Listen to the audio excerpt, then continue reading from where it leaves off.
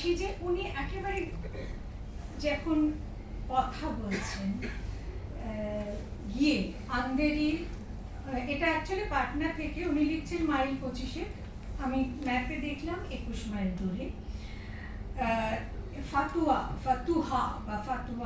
হচ্ছে সেই ডিস্ট্রিক্ট যেটাতে উনি গেছিলেন। 3টে গ্রামের কথা, 4টে জায়গার কথা লিখছেন: আন্দেরি, মিসৌরি, ভেরগাঁও, কাঞ্চনপুর। দাঙ্গাটা হয়েছিল 1946 সালের অক্টোবর নভেম্বরে, গ্রেট ক্যালকাটা কিলিংস এর পর বিহারে হয়েছিল, নোয়াখালীতে হয়েছিল। নোয়াখালীতে প্রধানত মার খেয়েছেন হিন্দুরা। গান্ধী যখন নোয়াখালীতে গিয়ে ঘুরছেন তখন মুসলিম লীগের প্রচুর সদস্য গান্ধীকে বলছেন যে এখানে তো হিন্দুরা মার খেয়েছে, আপনি এখানে কেন এসছেন, যেখানে মুসলিমরা মার খেয়েছে সেখানে যাচ্ছেন না কেন? গান্ধী সে কথা অগ্রাহ্য করেছিলেন, কিন্তু তারপরে তার খুবই অনুগত শাহনওয়াজ, তিনি যখন লিখলেন যে এখানে মুসলিমরা ঘর ছাড়া আমরা কাউকে ফেরাতে পারছি না, ভয়ঙ্কর ঘটনা ঘটে গেছে, তখন গান্ধী আর সে কথা উপেক্ষা করতে পারলেন না। তিনি নোয়াখালী ছেড়ে, রিলাক্টেন্টলি নোয়াখালী ছেড়ে বিহারে এলেন। বিহারে গান্ধীজি এসেছিলেন মার্চ মাসে। আমরা দেখি যে মোটামুটি 2-3 মার্চ থেকে তিনি ওখানে সাংবাদিকদের সঙ্গে কথা বলছেন। এপ্রিলের শেষে উনি এরা গেল, অমিয় চক্রবর্তী নরেশগুহ গেলেন। লাস্ট আমরা পাই 8ই অগস্ট, মানে দেখুন 15ই অগস্ট ভারত স্বাধীন হলো, 8ই অগস্ট অবধি কিন্তু গান্ধী কনস্ট্যান্টলি বারবার বিহারে যাচ্ছে। কেননা বিহারে যেটা ঘটেছিল মুসলিমদের সঙ্গে সেটা একটা সাংঘাতিক ব্যাপার। ফরচুনেটলি আমরা এর কাছ থেকেই পাই, নরেশবাবুই বিহার সরকারের যেটা অফিসিয়াল রিপোর্ট সেটা রেখেছিলেন। সেখানে বলা হচ্ছে number killed 5000 Muslims, 530 Hindus, injured 1380 Muslims, 120 Hindus, villages damaged 750, houses damaged 4500। আরো একটা বলা হচ্ছে যে বিহারের গ্রামীণ এলাকা থেকে অর্ধেক মুসলিম বাড়ি ছেড়ে চলে গিয়েছে। 45,000 মুসলিম আউট অফ 2,25,000, 45,000 মুসলিম তারা বাড়ি থেকে চলে গেছে। এবার আন্দেরি ভিলেজে গিয়ে দেখুন, এই যে মেটিকুলাস কথাটা জয়দীপ বাবু প্রথমেই বলছিলেন, সাংবাদিকতাতেও এই মেটিকুলাসনেসটা অত্যন্ত জরুরি যখন তথ্য সংগ্রহ করা হচ্ছে। উনি গিয়ে কি করলেন, উনি সবার সঙ্গে আন্দেরির গ্রামে গিয়ে উনি সবার সঙ্গে কথা বলে একটা লিস্ট তৈরি করলেন, 28 জনের টাইপ করা লিস্ট, একদম 28 জনের সঙ্গে কথা বলে। আমি শুধু প্রথম 3-4টে আর শেষ 3-4টে পড়ছি। নাসিরুদ্দিন খান, all dead, within bracket 5. Hassan Reza, 12 dead, a son Hassanat living in Patna. Hasar, 16 dead, a son and a daughter living. 4. Aunt of Nazir, widow, living, none dead. 5 number Nazir, all dead, within bracket 8. শেষ কয়েকটা পড়ছি শুনুন। দুলি, 2 sons, mother, sister, wife, living, 3 dead. Khalifa, 6 dead, 1 daughter living. 27 নম্বর হচ্ছে Isha, living with son, 4 dead. Suleiman, 4 dead, himself living. এবং উনি একজন ব্রাহ্মণের কাছ থেকে, একজন মুসলিমের কাছ থেকে, ছোট জাতের লোকেদের, চামার, দোসাদ, এই লোকেদের কাছ থেকে, সরকারি লোকেদের কাছ থেকে, সবার কাছ থেকে আলাদা আলাদা করে নিচ্ছেন। এটাও কিন্তু ইনস্টিংটিভলি হোক অথবা ওনার নিজের বিচার বুদ্ধি থেকেই হোক, এই যে উনি সারাক্ষণ ক্রস চেক করছে। একদিকে আপনি দেখছেন ওনার সাংবাদিক সুলভ গুণটা, যে উনি প্রচন্ড মেটিকুলাস, এরকম একটা তালিকা তৈরি করছেন। কাঞ্চনপুর ডিস্ট্রিক্টে গিয়েও উনি তালিকা এরকম ভাবে তৈরি করেছেন, এবং ম্যাপ, কোথায় কোথায় মুসলিমদের বাড়িগুলো ছিল নিজের হাতে একটা ম্যাপ রেখেছে। এইটা হচ্ছে সাংবাদিকের খুব বড় গুণ। দ্বিতীয় হচ্ছে ওনার ক্রস চেক করার একটা টেন্ডেন্সি, সব ধরনের লোকেদের সঙ্গে কথা বলছে, একটা খুব নিখুঁত পিকচার দিচ্ছেন যে কিভাবে কি হয়েছিল, এবং এই মানে একটা বড় ঘটনার মধ্যেও যে অনেকগুলো স্তর থাকে, হ্যাঁ, অনেক সমাজের বিভিন্ন সেকশন যে এইরকম একটা বড় ডিসরাপশনের সময় বিভিন্নভাবে প্রতিক্রিয়া করে, এটাও উনি খুব সুন্দর ধরেছিলেন। যেমন এই গ্রামে কি হয়েছিল, প্রায় সব গ্রামেই ওরা শুনেছেন যে গ্রামের লোকেরা, গ্রামের হিন্দুরা আক্রমণ করেনি, বাইরে থেকে লোকেরা এসে হই হই করে ঢুকে এসে আক্রমণ করেছিল। যখন করেছিল তখন গ্রামের হিন্দুরা কি করেছিল, উনি দেখাচ্ছেন যে রাজপুত, ব্রাহ্মণ, উচ্চবর্ণ হিন্দুরা কিছুই করেনি, কিন্তু দোসাদ আর চামার তারা মুসলিমদের সমর্থন করেছিল। বরং কিছু কিছু ক্ষেত্রে রাজপুত যারা ছিল তারা এদেরকে জয়েন করেছিল, মানে আক্রমণকারীদের, এবং মেয়েদের উপর অকথ্য অত্যাচার এবং ঘরবাড়ি লুট করা, মার মানে তরোয়ালে এবং গুলি করে মারা, এই সমস্ত কাজ করতে করতে তারা জয় হিন্দ বলে স্লোগান দিচ্ছিল।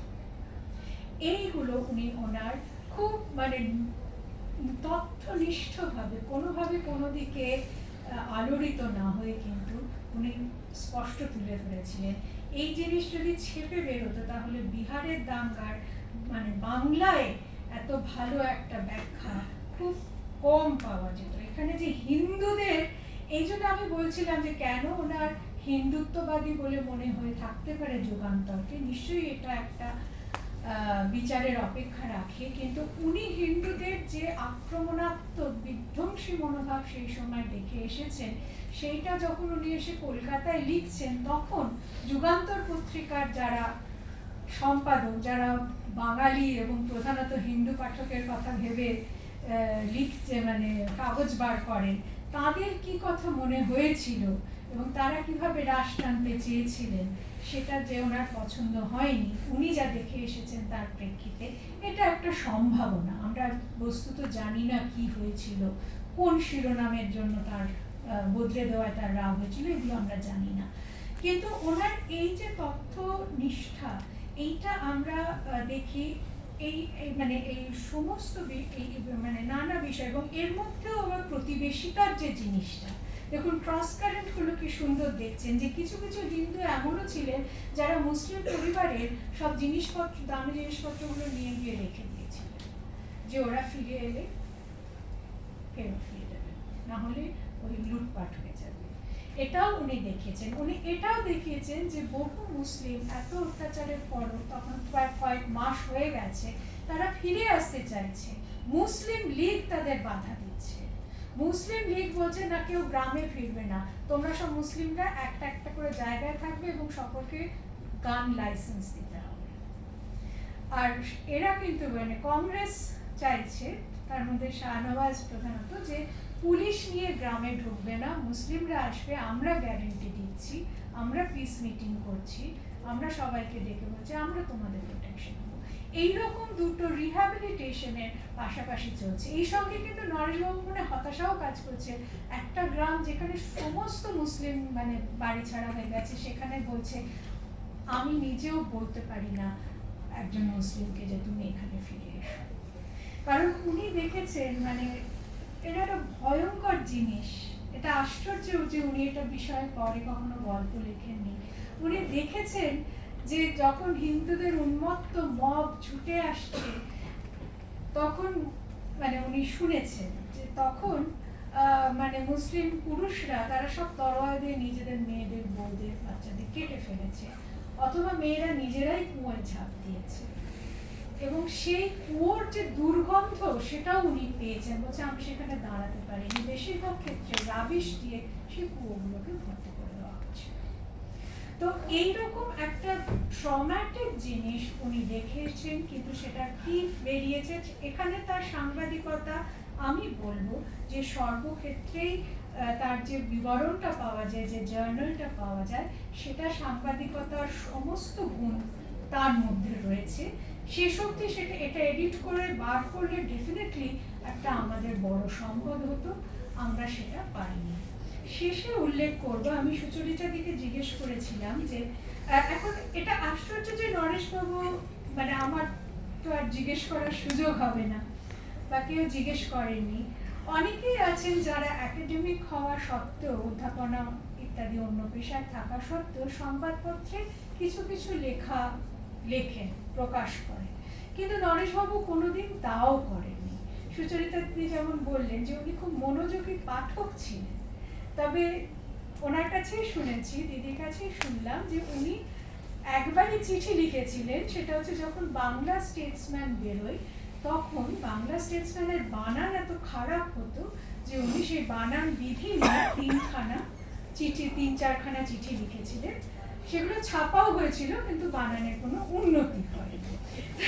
তো এর বাদে উনি কখনো কিছু লেখেননি।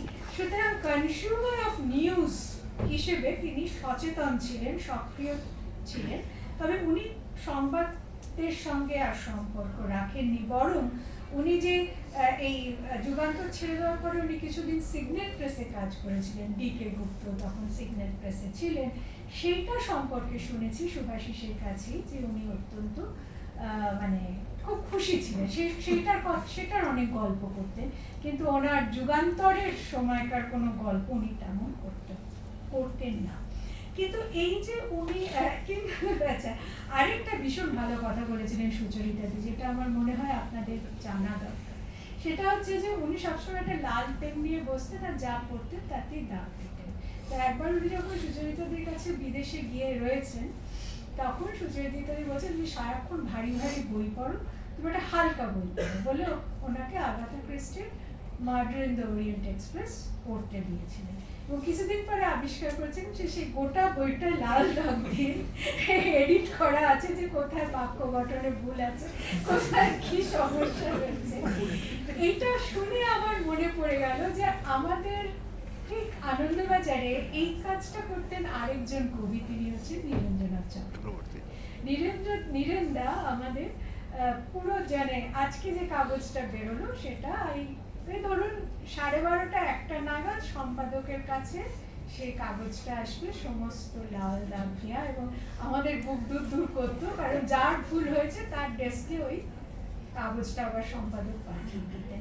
কিন্তু এটা যে কত জরুরি, মানে সম্পাদনা সংবাদপত্রের মধ্যে কবির সাহিত্যিকের এই যে গুণটা জরুরি, এটা আমি একটু বলতে চাই যে শব্দ প্রয়োগে, বানানে, বাক্য গঠনে লঘুতা বা আলস্য বা ব্যস্ততাকে স্থান না দেওয়া, যা সুপ্রযুক্ত উপযুক্ত তেমন শব্দেরই প্রয়োগ, এইটা আমাদের সাংবাদিকদের পক্ষে, সাংবাদিকতার পক্ষে অত্যন্ত জরুরি, যেটা বস্তুত একজন কবি শেখাতে পারেন।